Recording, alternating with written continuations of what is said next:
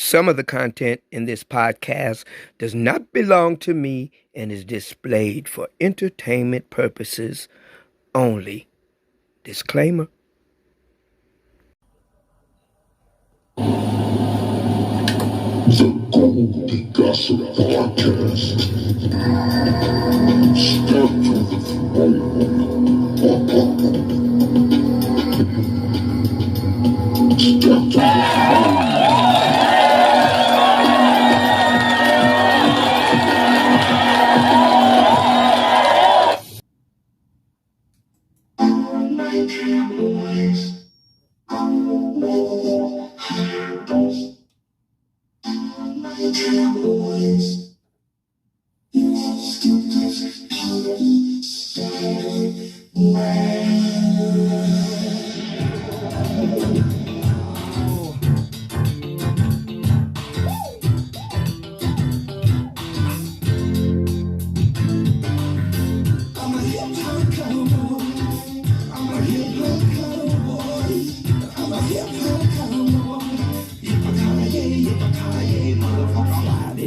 and I just got paid.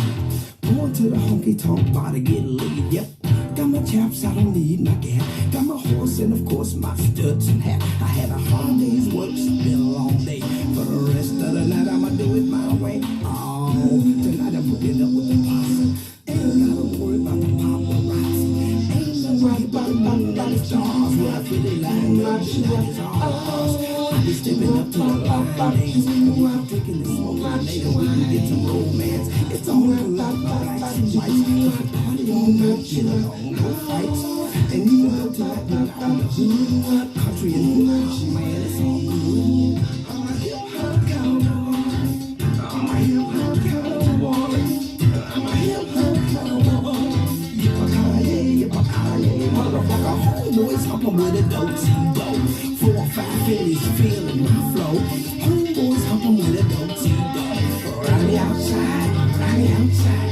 Saturday night, man, here we go again. Second night out with my cowboy friends. I be hopping on my horse and riding down the plains. I be making night moves and doing. Welcome to the 84th edition of the Goldie Gossip Podcast. It's your boy Goldie Himalaya. That's right. Welcome, kings and queens, ladies and gentlemen. Let's do the flip. All right, let's do it up.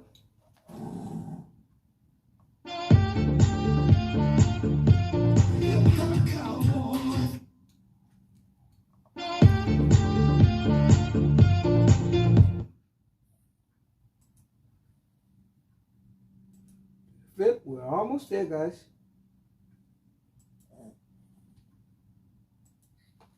And there we go.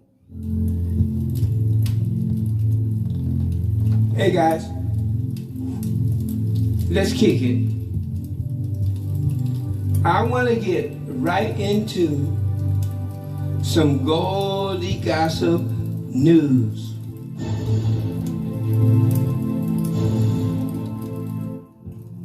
We gotta do that again?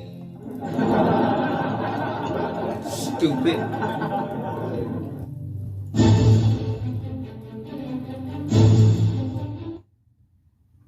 All right, guys. I want to talk about something that's been bugging me past few days.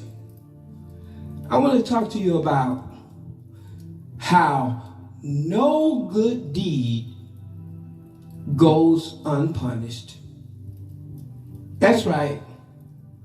Everything I've ever done good in this life, I got smacked away or shut down. Now, I'm going to give you some examples. You know, I have always tried to help other people, but something about giving, you have to understand, you have to do it in the right spirit. And what I mean by that is, when you do something for somebody else, you do it out of goodness of your own heart, and you don't expect anything in return. You shouldn't expect anything in return. If you do that, if you're expecting somebody to give something back to you because you did something for them, you're doing it in the wrong spirit. When you give something to somebody, do it in the right spirit, just because you wanted to do it out of the goodness of your own heart. But, you know, there's another side to that coin. I don't expect nobody to give me something because I gave them something. But there's such a thing as human decency. And what I mean by that is, if somebody gives something to you, show them your gratitude. I don't care if it's some food that you don't even like. Hug them. Say, thank you so much for thinking of me when you could have thought of somebody else. And then when they leave, put it in the doggy bowl. If they give you something that you don't want, some stinking cologne, I don't care what it is. If somebody gives you something, thank them. Give them a hug. Let them know how much you appreciate it. Even though you're lying, if they give you something ugly that you don't like, thank them. And as soon as they leave, put it in the closet for re-gifting next Christmas. It'll save you on Christmas gifts. But here's the deal, guys. Everything I've ever done has gone with no reward. I'm going to give you an example from a long time ago. When I was a teenager, my mom's birthday was coming up. And I gave my mom a Christmas gift. I didn't have much money. You know, I'm a teenager. I got on the Woodward bus in Detroit, went downtown to J.L. Hudson's, and picked out a blouse for my mom. I wrapped it up. I made it all fancy. I got back to the crib, and I gave it to her. I was so proud. Well, I got to tell you, my mom keeps it a little too real. She opened it up and she looked at it and she told me, "That's the ugliest thing I ever seen in my life. Why did you pick that out for me?" I was crushed. I felt bad. And from that point on, I decided, I bet you won't get another gift from me. This is my mama. But I meant that because it was cruel. She could have opened up, and I will admit to you, it was an ugly ass blouse, okay? My discretion wasn't so good. But regardless of if it was ugly, it was my mom. I loved her, and I wanted to give her a birthday gift. And she made me feel like she spit in my face. "Boy, I don't know why you gave me this thing. This thing is ugly." I didn't tell her to her face because that's my mother and I respect her. But I said to myself, from now on, you won't get no more gifts from me. If you, listen, she could have hugged me, gave me the gift. Oh, well, I'm sorry. I would have gave her the gift. As soon as I left, she could have just threw it in the closet or in the drawer. That hurt my feelings. I'm going to tell you another situation. I have a neighbor right across the street. They just moved in and bought the house across the street. They're old people, or Caucasian people. I went over there, shook his hand and everything, and we were talking, and he told me that he wasn't deaf, but he was hard of hearing. And I understood that. And anyways, this was Christmas time. This was just before Christmas. I'm not a selfish person, and I don't have a lot of money, but I think of other people. So he was telling me how hard of hearing he was. So me and Nancy got together, and I decided to go on Temu.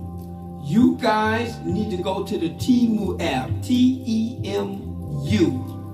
I'm shopping like a billionaire. I'm shopping like a billionaire. Dude, they got Amazon beat on the prices.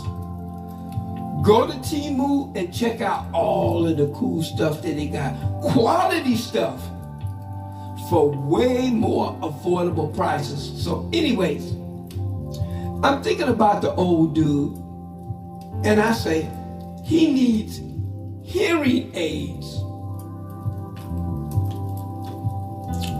I went on Temu and I found some affordable hearing aids. And just so his wife wouldn't feel left out, we bought her a purse. We wrapped it up. We put it, with a card, Christmas card. I went over there and I dropped it off to him, and I really felt good about myself. Dude, this is February, late February. This man ain't so much as said hi to me. When I'm going back and forth to the store and I see him, put up my hand, I wave. He put up his hand and he waves. He's never been rude, but I get a feeling that he didn't appreciate me giving him the hearing aids. Here's a man that can't hear, and I took it upon the goodness of my heart to get him some hearing aids. He ain't talk to me.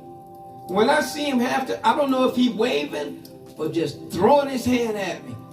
I don't know, but I'm just saying that to say, guys, no good deed goes unpunished. But it's okay. I do it for the right reasons, for the right spirit. God told me, help other people if you got something extra. If you see somebody who needs something and it ain't a big deal for you, even if it is a big deal, God wants you to do it. But I won't do it unless if it's available and convenient for me to be able to do so, why not? I don't care if it's food, if it's a gift, if it was those hearing aids so that the old cool could hear, if it was my mama giving her an ugly ass gift and she cussed me out. I'm just saying, guys, I feel like everything I do, I don't get no appreciation for it. And no good deed goes unpunished. We're going to move on, guys, with more Goldie Gossip news.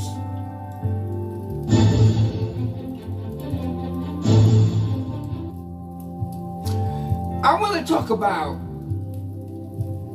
affection and, the people that you live with in your life and you come in contact with, even family members. All my life, the only thing I've never really received and got, no one has ever told me All I need is you. All I need is you. Nobody has ever told me that. I've had so many girlfriends. I've had wives. I got family members, my mom, my sisters, most of them have passed away. We didn't come from a loving household. What I'm trying to say is we didn't hug each other and we didn't embrace each other. I knew my mom loved me. I knew my sister loved all my family members. We loved each other, make no mistake about that. But we never showed affection. I never really felt like somebody really had a passion for me. I'm talking about so much to the point where nobody has ever sat down with me and looked me straight in my eye and say, all I need is you. It kind of feels strange. You know, I guess I'm trying to say I never felt needed, but it's okay. I do my thing. I'm good to everybody. I rock with everybody. And I don't know, I guess you could call this therapy. I'm expressing my feelings about not being told what I would like to hear, which is all I need is you. All right, guys, no more a bleeding heart with the violins. Wah, wah, wah, wah. No, we're gonna move on to another true Motown story.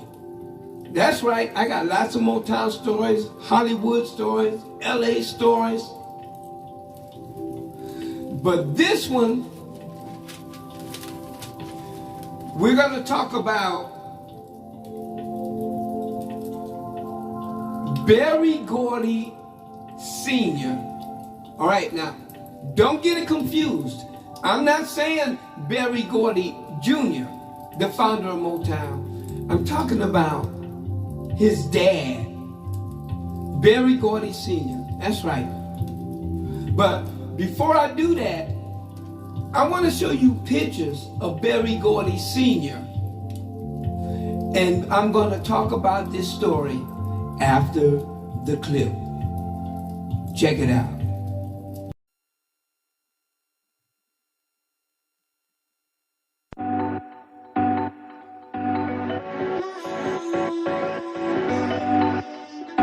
What up, my nigga?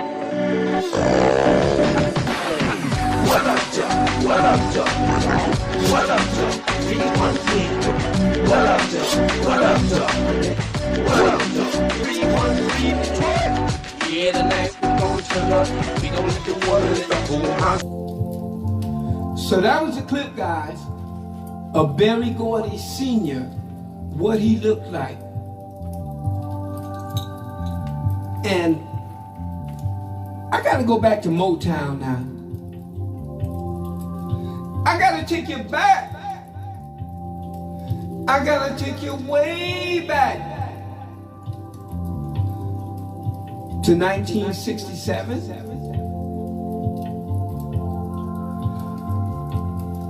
I'm living right down the street from the original Hitsville, USA. Not the museum, but the actual working studio. And I love Motown. I was there every day. I would see all of the stars, Smokey, the Tims, Four Tops, everybody. They were coming and going constantly every day. And I knew that, so I was hanging out, right? Now, on the corner of 12th Street and Bethune, there was a barbershop.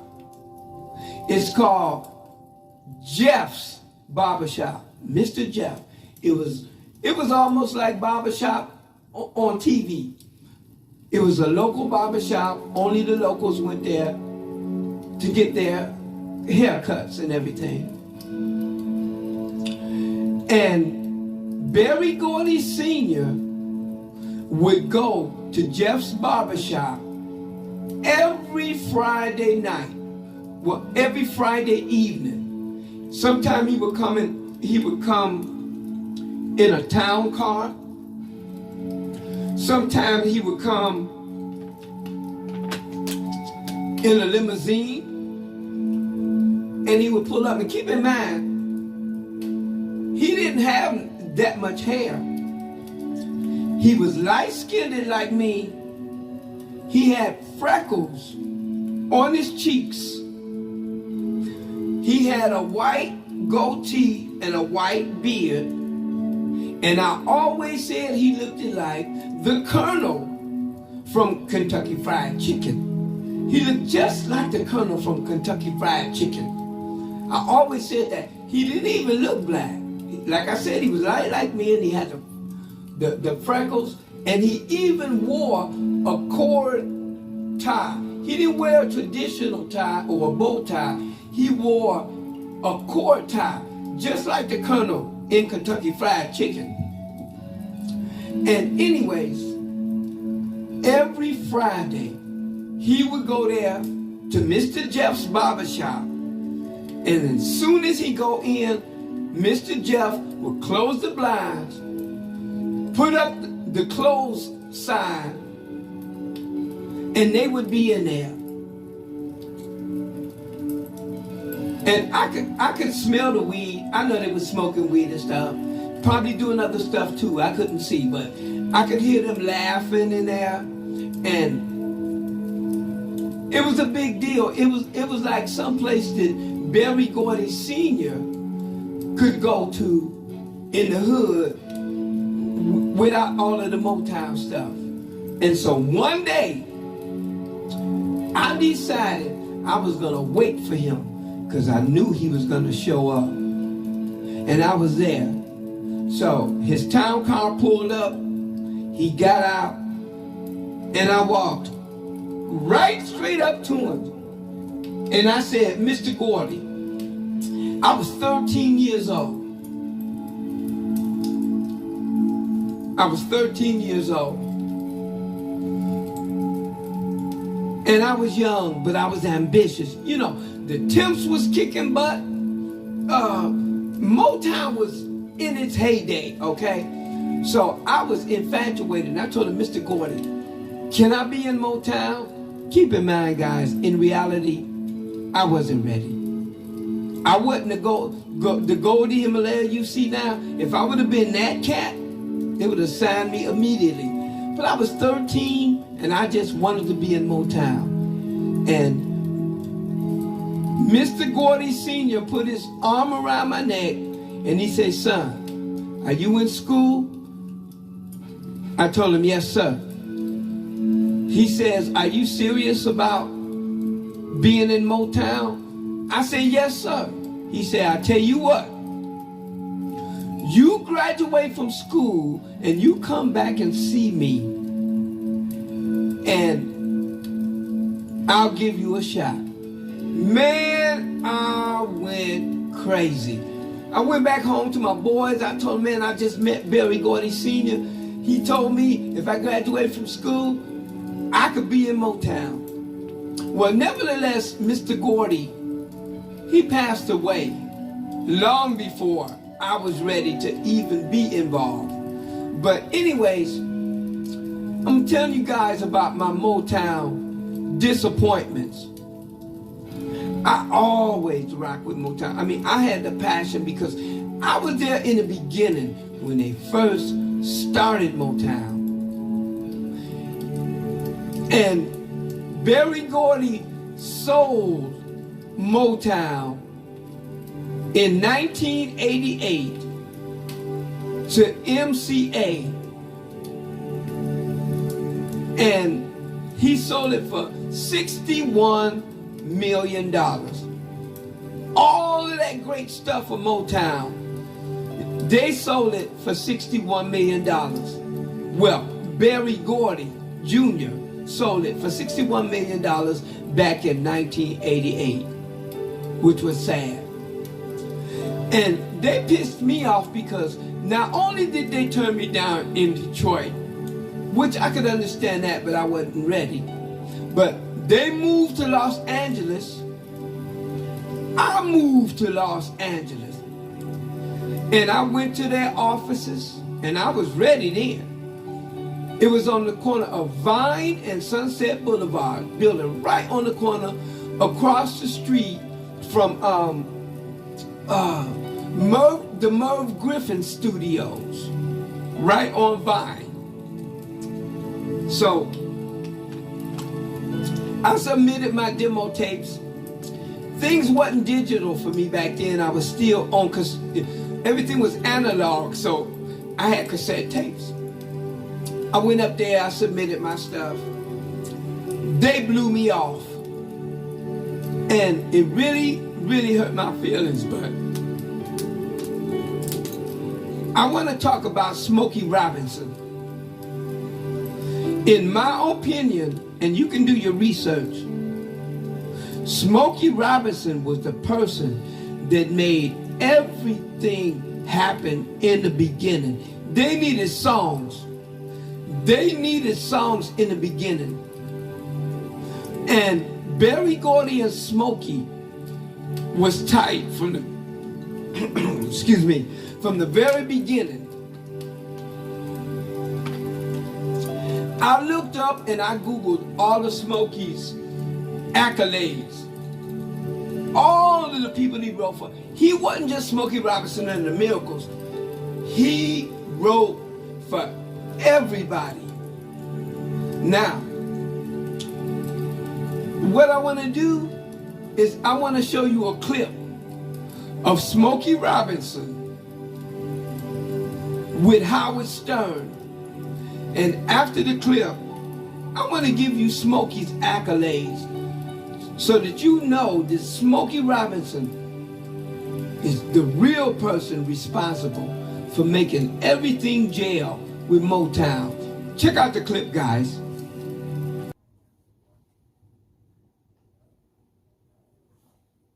Became, big hits, big #1 hits. And it's also mind-blowing to me that you were that generous with them. Like, you'd give them to the Temptations, and you would give them to other bands Mary on Motown. Wells, you didn't care. Vandellas, everybody. Why would you do that? When you hear, I'll use My Girl, for instance. My Girl has become, as a songwriter, my international anthem. That's right. I play places, Howard, where the basic language is not even English, all over the world. And people know My Girl, My Girl. Absolutely. As soon as they hear boom, boom, boom, boom, they know what's going to happen, Absolutely. But people say, well, aren't you sorry you didn't keep that for yourself? You gave that to the Temptations. No, because were it not for the Temptations, I probably never would have written My Girl. You wrote it in 2 hours. Yeah. Did you hear that bass line first? Did you do that? Yeah, I just heard that, and that's how I wanted the song to start. However, the guitar riff, which has become one of the most famous guitar riffs in musical history, I guess. There was in the Funk Brothers, the lead guitarist was a guy named Robert White. So we're doing the session for My Girl the first time. And James Jamerson, who was our bass player, I said, okay, I want you to play boom, boom, boom, boom, boom. So we're just running it down. We hadn't even started recording it. And Robert stands up in the studio and starts playing boom, boom, boom, boom, boom, boom, boom, boom, boom. And then he said, no. I said, no, nothing. Yeah, we're doing this. That's going on the record. This is called Ooh Baby Baby. This song was an accident. Describe that accident, if you don't mind. Back in the day, the Miracles and I used to sing a medley of love songs towards the end of our concerts, and of love songs that were popular by other groups at that time. And there were about 5 songs in that medley. One night we were at the Howard Theater in Washington, D.C., and we're singing this medley of songs. And we got to the end of it, rather than ending it, and the Miracles and I were so in tune to each other, the guys would just fall into whatever I did. So I just started saying, ooh, baby, baby, ooh. And they started singing, harmonizing with it. The crowd went crazy.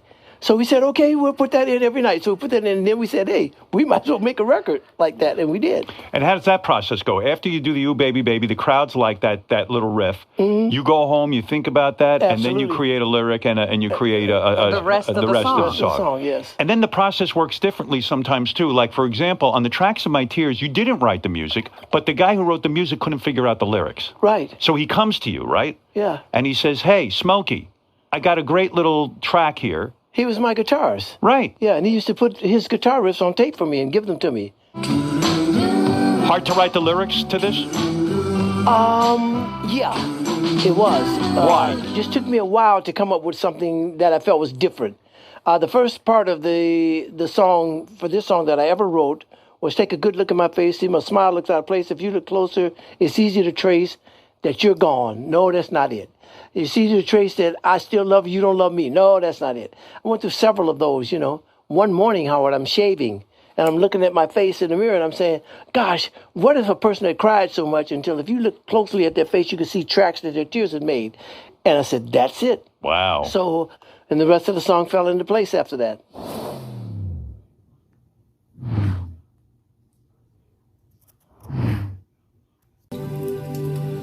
So that was the clip of Smokey Robinson. Now I gotta tell you guys, check this off.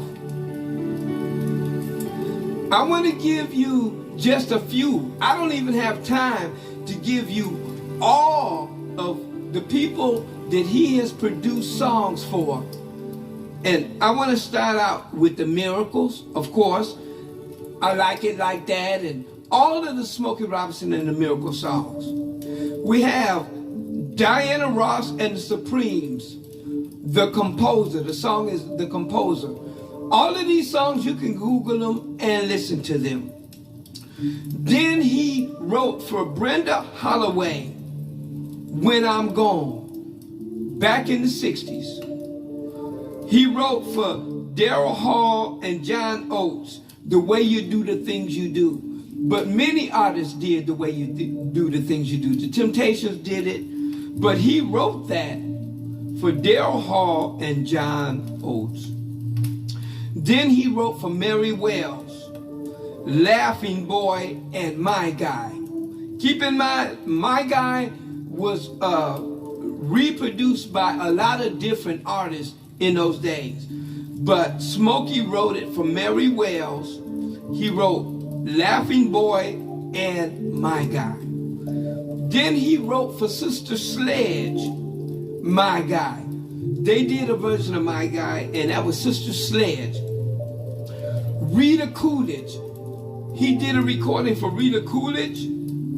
He wrote several songs for the Temptations, multiple songs, you can Google it.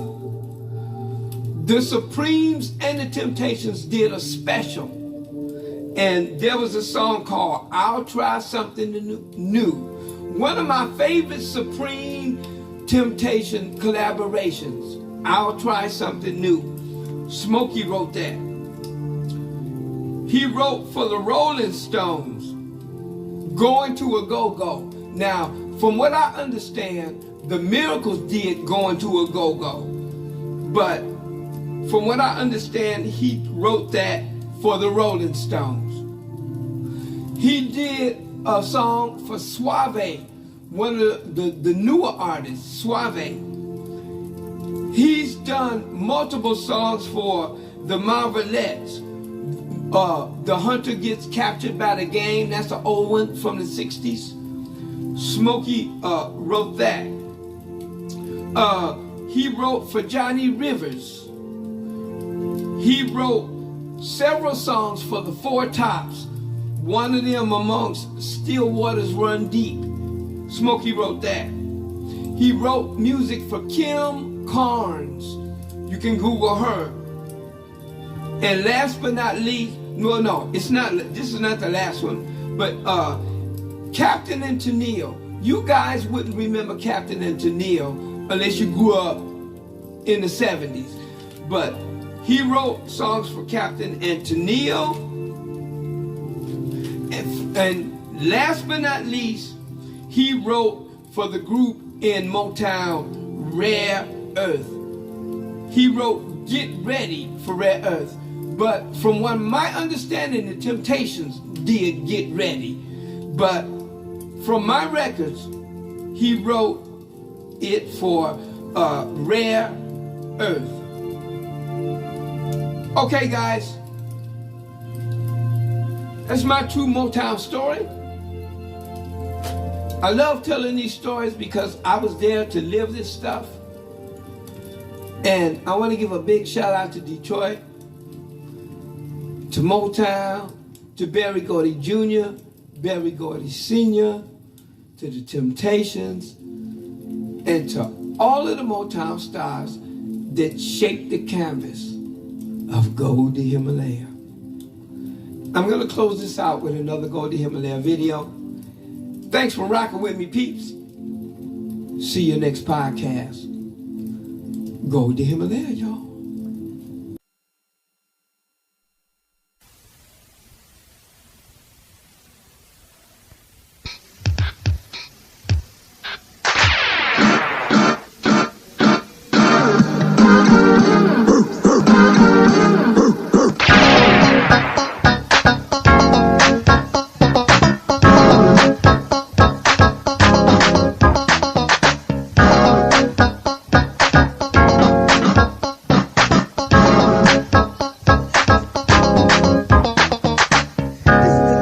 Brother named Bob, but some people call him brother Rob. Down in Detroit, up in the hood, we treated friends like a friend should. We shot Paul, St. Agnes Raw, Thomas was the brother on Arsenio Hall. Me as a friend, sharp as a tack. He tried to go to school when he could have been a Mac Jack. Thought he was cool, wasn't no fool. He didn't use drugs and he wasn't no thugs. Brother Bob, the beat you to the ground. Though he was a friend, no he didn't fool around, clown. Yeah, he was down, always moving fast. I remember when he kicked Dirty Rat in his ass. Pretty Papa Ozell sitting in the wings. He ride grin, but he didn't say a damn thing. Brother Bob, Scholar, Brother Bob, Scholar, Brother Bob, Scholar, Brother Bob, Scholar, Brother Bob, Scholar, Brother Bob, Scholar, Disciples beat the temple of the 12th Street deal. Sunday service was a weekly deal. Sniffing through his sweeties house always was the morning activity with all the cuz. Shooting, clapping, drinking was a daily need. With many years passing through our life did read. Used to see how all the brothers saw the fair way down. I'm not surprised Scholar still around. Nope, he wasn't lame, always claiming fame. All the knuckleheads, they would try to play the same game. They wasn't bad, finesse they never had. When Bobby hung around, women used to be so glad. Fine young ladies won't leave him alone. When Bobby sang tenor on the microphone, swinging so sweet with a unique style. He did it so good, try the ladies don't loud. Brother Bob, Scholar, Brother Bob, Scholar, Brother Bob, Scholar, Brother Bob, Scholar, Brother Bob, Scholar, Brother Bob, Scholar,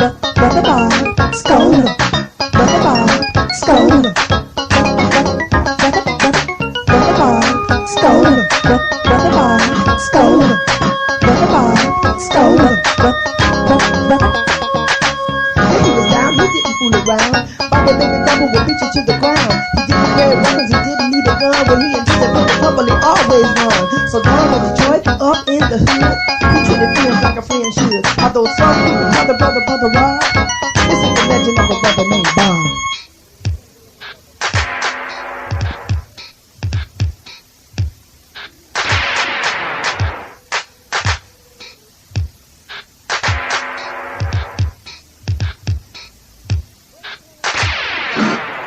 Break time!